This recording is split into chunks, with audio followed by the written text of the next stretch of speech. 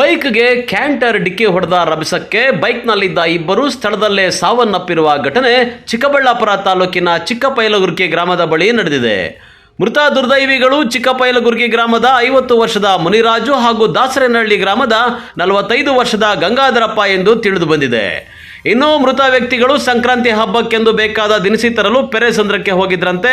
ವಾಪಸ್ಸು ಸ್ವಗ್ರಾಮಕ್ಕೆ ಬರುವಾಗ ಚಿಕ್ಕಪೈಲಗುರ್ಕಿ ಗ್ರಾಮದ ಬಳಿ ಈ ದುರ್ಘಟನೆ ನಡೆದಿದೆ. ಗಂಗಾಧರಪ್ಪ ಏನಾಗಬೇಕು ನಿಮಗೆ? ನಮ್ಮ ಚಿಕ್ಕಪ್ಪ. ಏನಾಗಿತ್ತು?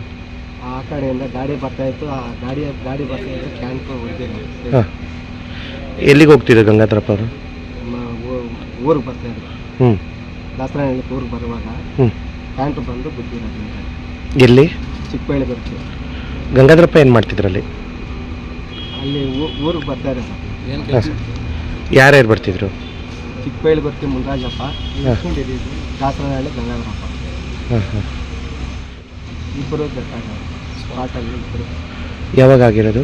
ರಾತ್ರಿ 9 ಗಂಟೆ. ಹಾಂ ಹಾಂ. ಇಲ್ಲಿ ಕ್ಯಾಂಟ್ರು ಚಿಕ್ಕಬಳ್ಳಾಪುರ ಕಡೆಯಿಂದ ಬಂದೈತೆ. ಹ್ಞೂ, ಇವರು ಪೆರೇಸಂದ್ರದಿಂದ ಹಬ್ಬಕ್ಕೆ ಇತ್ತಗೊಳಕ್ಕೆ ಹೋಗಿ ಬಂದವ್ರೆ. ಹ್ಞೂ, ಬರ್ತಾ ಬರ್ತಾ ಕ್ಯಾಂಟ್ರ್ ಬಂದು ಬೈಕ್ ಗುದ್ದಿರೋರು. ಹಾಂ, ಏನಾಯ್ತು? ಇಬ್ಬರು ಸ್ಪಾಟ್ ಡೆತ್. ಯಾರವರು? ಒಬ್ಬರು ಗಂಗಾಧರಪ್ಪ ಅಂತ, ಇನ್ನೊಬ್ರು ಚಿಕ್ಕಪೈಲಗುರ್ಕಿ ಮುನಿರಾಜ. ಯಾವ ಊರು ಅವ್ರದ್ದು? ಒಬ್ರದ್ದು ದಾಸರನಹಳ್ಳಿ, ಒಬ್ರು ಚಿಕ್ಕಪೈಲಗುರ್ಕಿ. ಏನು ಕೆಲಸ ಮಾಡ್ತಿದ್ರು ಅವರು? ಅವರು ಗಾರೆ ಕೆಲಸ. ಒಬ್ಬರು ಇನ್ನೊಬ್ರು ಮೈಕ್ ಸೆಟ್ ಲೈಟಿಂಗ್. ಅಂದರೆ ಹಬ್ಬದ್ದು ಐಟಮ್ ತೊಗೊಂಬರಕ್ಕೆ ಹೋದಾಗ ಆ ಥರ ಆಗಿರೋದು. ಆಗಿದೆ. ಪೊಲೀಸರು ಬಂದು ಎಂಕ್ವೈರಿ ಮಾಡ್ತಾರೆ. ಏನರ ಮಂದಿ ಏನು ಗೊತ್ತಿತ್ತು ಸರ್? ಕ್ಯಾಂಟರ್ ಬಂದು 2 ವೀಲರ್. ಕ್ಯಾಂಟ್ರ್ ಬಂದು 2 ವೀಲರ್ ಗುದ್ದಿರೋದು.